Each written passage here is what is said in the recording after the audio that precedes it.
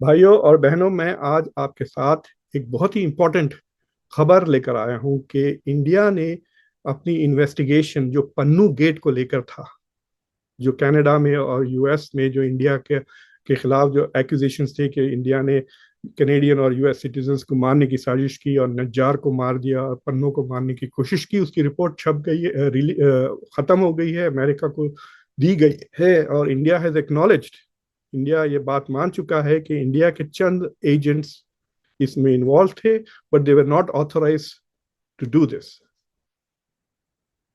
तो ये खबर के बारे में मैं आपसे डिस्कस करने वाला हूं। प्लीज उससे पहले कॉन्वर्सेशंस को सब्सक्राइब करें, वीडियो को लाइक करें, बेल आइकॉन जरूर दबाएं और इस वीडियो को जरूर शेयर करें। तो ये पन्नू गेट को लेकर है। आपको याद होगा कि नवंबर में अमेरिका ने ये कहा था कि निखिल गुप्ता नाम का एक शख्स इंडिया की गवर्नमेंट के लिए काम कर रहा है और अमेरिका में अमेरिकन सिटीजन्स को मारने की कोशिश की है। उसने एक्चुअली एक डीईए एजेंट को हायर भी किया टू किल पन्नो नाम का जो सिख एक्टिविस्ट है, जिसे इंडिया टेररिस्ट कहती है। तो पहले तो आपको पता है कि इंडिया ने शुरू से इसको डिनाई किया है। नज्जार के बारे में भी कहा कि ये एब्सर्ड है, इंडिया इस तरह की चीजें नहीं करता, इंडिया एक डेमोक्रेसी है। कनाडा से कहा कि आप जो है सो सबूत पेश करें। और जब कनाडा ने कहा कि हम इन्वेस्टिगेशन अभी कर रहे हैं, तो इंडिया ने कंप्लीटली इसको डिनाई किया। लेकिन जब अमेरिका ने जब सबूत पेश किया, खुद यहाँ अमेरिका के कोर्ट्स में बंदे को डिटेन कर लिया, चेक रिपब्लिक में, और फिर इंडियन गवर्नमेंट को G20 के समिट से पहले, यानी समर में 2003 के, जब बाइडेन की विजिट हुई थी इंडिया, उससे पहले इंडिया को उन्होंने वो एविडेंस पेश किया। तो इंडिया फाइनली पब्लिकली अग्री किया कि वो इन्वेस्टिगेशंस करेंगे और अमेरिका को, ये अमेरिका के दबाव के अंडर आकर उन्होंने एक्नॉलेज किया कि हम इन्वेस्टिगेट करेंगे और देखेंगे कि आपने जो सबूत पेश किया है वो सही है या नहीं। तो अब इकोनॉमिक टाइम्स, जो इंडिया का अखबार है, उसे पढ़कर मैं बता रहा हूं कि खबर आई है कि इंडिया ने ये रिपोर्ट रिलीज की है। और इस खबर के मुताबिक इंडिया अब ये कह रहा है कि इंडिया की जो इन्वेस्टिगेशन है इंटरनल, उसके फाइंडिंग्स ये है कि चंद रोग एजेंट्स जिसको गवर्नमेंट ने ऑथराइज नहीं किया, यानी रॉ के ऐसे एजेंट्स जिनको गवर्नमेंट ने इजाजत नहीं दी, वो अपने आप से ये ऑपरेशंस किए हैं जिसमें उन्होंने अमेरिकन सिटीजन पन्नो, जो इंडिया में टेररिस्ट कहते हैं, उसको असैसिनेट करने की कोशिश की। और दे हैव एक्नॉलेज्ड कि वो जो मेन सीनियर ऑफिशियल है जिसने अनऑथर जिसको ऑथराइज किया, but he was not authorise to authorise it, यानी वो इंडियन सीनियर ऑफिशियल वो अब रॉ के लिए काम नहीं करता। लेकिन बात खबरें ये भी आ रही हैं कि एक सीनियर ऑफिशियल अभी भी रॉ के लिए काम कर रहा है, उसमें जो इन्वॉल्व थे उस सारे षड्यंत्र में। और अमेरिका डिमांड कर रहा है कि उनको क्रिमिनली प्रोसिक्यूट किया जाए, यानी उनको सजा दी जाए, उनको कोर्ट उनके ऊपर केसेस चलाए जाए। सो दिस इज द न्यूज। तो अब उसकी जो जियो पोलिटिकल इम्प्लीकेशंस होंगे कि ये है कि क्या, सबसे बड़ा सवाल ये है कि जो इंडिया और अमेरिका के तेजी से ताल्लुकात ठीक हो गए थे, 23 में इतना करीब आ गए थे। मैंने आपको कहा था कि पिछले बजट में इंडिया के लिए पैसा था, अमेरिका के डिफेंस बजट में इंडिया के लिए ट्रेनिंग, इंडिया के साथ इंटेलिजेंस शेयरिंग। अरुणाचल प्रदेश में जो जब चाइनीज घुसपैठ आए थे और इंडिया ने उनको मार भगाया था, इंडिया वॉज प्रिपेयर्ड बिकॉज उनको रियल टाइम इंटेलिजेंस अमेरिका से मिला था। तो ये जो अमेरिका की तरफ से जो इंडिया को चाइना के खिलाफ सबूत मिल रहा था, ये जो इंडियन सोल्जर्स जो पेट्रोल कर रहे हैं उनके लिए विंटर क्लोथ्स वगैरह अमेरिका से आ रहे हैं, ज्वाइंट ऑपरेशंस हो रहे हैं, लाइव इंटेलिजेंस मिल रही है। इंडिया को F414 जेट इंजन, इंडिया कई कई सालों से फाइटर जेट इंजन बनाने की कोशिश कर रहा है और अभी तक सक्सेसफुल नहीं रहा। तो वो टेक्नोलॉजी भी अप्रूव कर दिए थे। अब ड्रोन्स की सेल हो रही है। तो देयर इज मतलब इंडिया की जरूरत तो है अमेरिका को, स्पेशली चाइना के खिलाफ। फिर इंडिया की जो बड़ी मार्केट है, इंडिया की इकोनॉमी, उससे सबकी राल टपक रही है to be able to sell things to India, make money. और फिर अमेरिका जो चाइना पे डिपेंडेंसी है उसकी मैन्युफैक्चरिंग वो इंडिया को मूव करना चाह रहा है। जैसा कि आपको पता है आईफोन 15 अब इंडिया में बन रहा है, तो सप्लाई चेन डिवर्सिफाई। तो अमेरिका को इंडिया की बहुत जरूरत है। लेकिन ये मसले को लेकर ताल्लुकात थोड़े खराब हो गए। सो अब सवाल ये उठता है कि क्योंकि ये इलेक्शन का सीजन है, क्या India will take a prideful decision and not a smart decision? ये सवाल उठता है कि क्या अब इंडिया क्या कहेगा कि हमको कंट्रोल नहीं है, हमारी इंटेलिजेंस एजेंसीज पे हमारे एजेंट जो चाहे वो कर लेते हैं सीनियर ऑफिशियल्स की परमिशन के बगैर। अगर ये बात है तो दे शुड बी प्रोसिक्यूटेड। और इसके जियोपॉलिटिकल इम्प्लीकेशंस ऑलरेडी शुरू हो गई है। ये खबर पहले भी आई थी, रॉ का जो ऑपरेशंस है खासतौर से अमेरिका, कनाडा और यूके में, वहां पे खत्म हो गया है।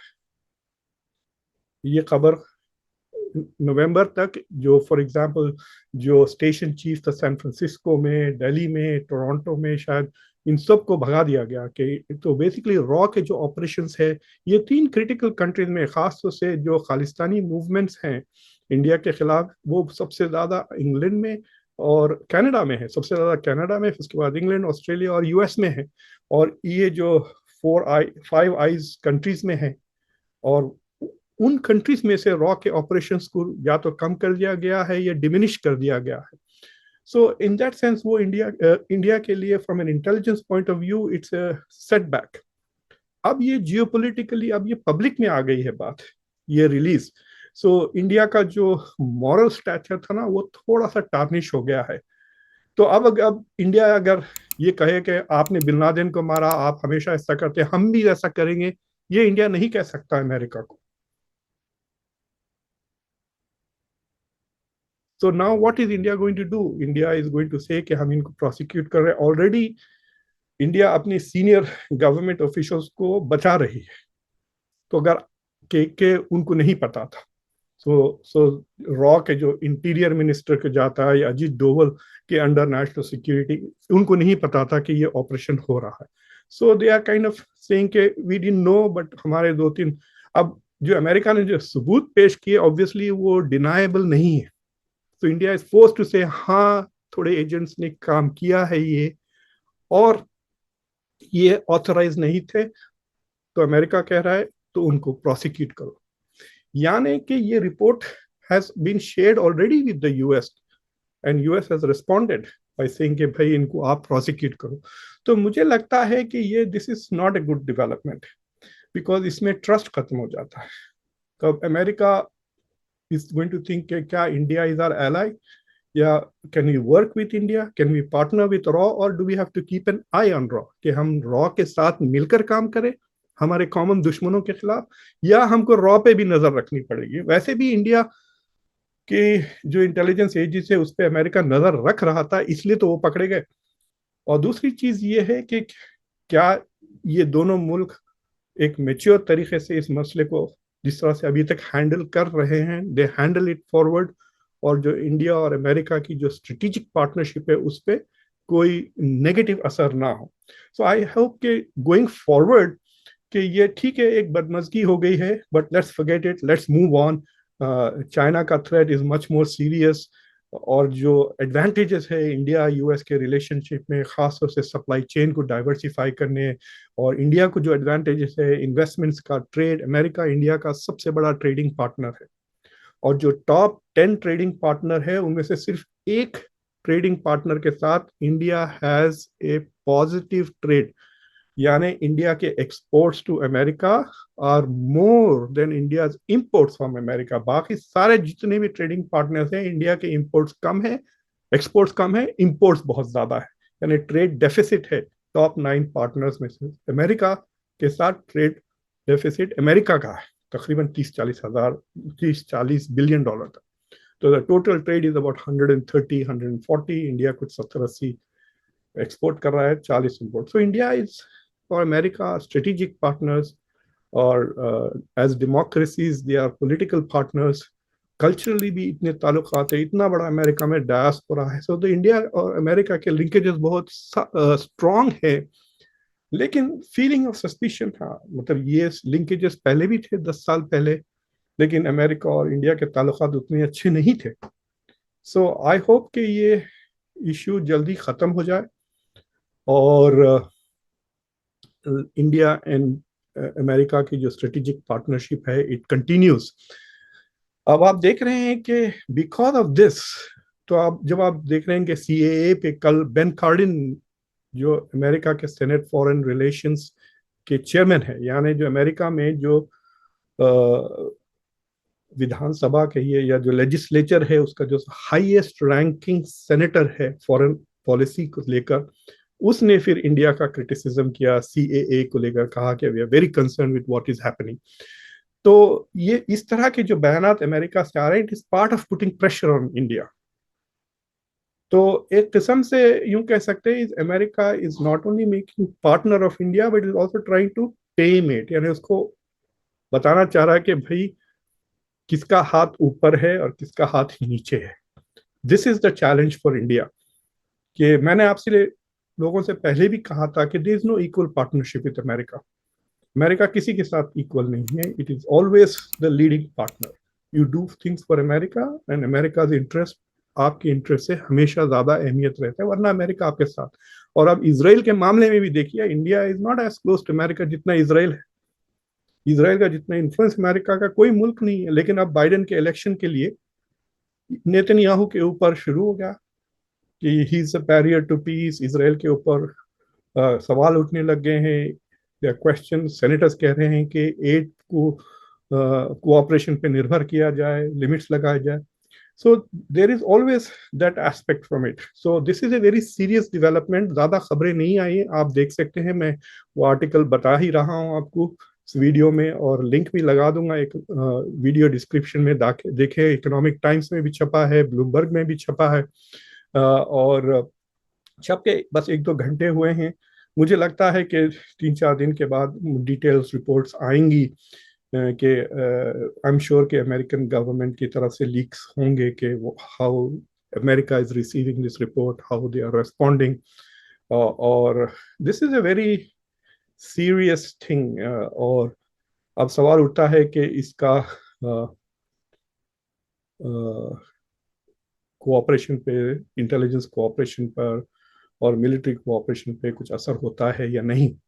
अमेरिका ने कई बार कहा है, अमेरिका के प्रेसिडेंट ने, सेक्रेटरी ऑफ स्टेट ने, सीनियर लीडर्स ने, कि इंडिया अमेरिका के ताल्लुकात इस सेंचुरी के सबसे कॉन्सिक्वेंशियल ताल्लुकात है। This is the most consequential relationship of this century. ये जो नई दुनिया बन रही है, जो नया ऑर्डर आ रहा है, उसमें अमेरिका और इंडिया की partnership is the most important. और ये बात मैंने कई बार अपने शोज में कही, अगर अमेरिका के साथ इंडिया अलाइन हो जाता तो अमेरिका और वेस्टर्न हेजेमनी और 100 साल तक रहेगी।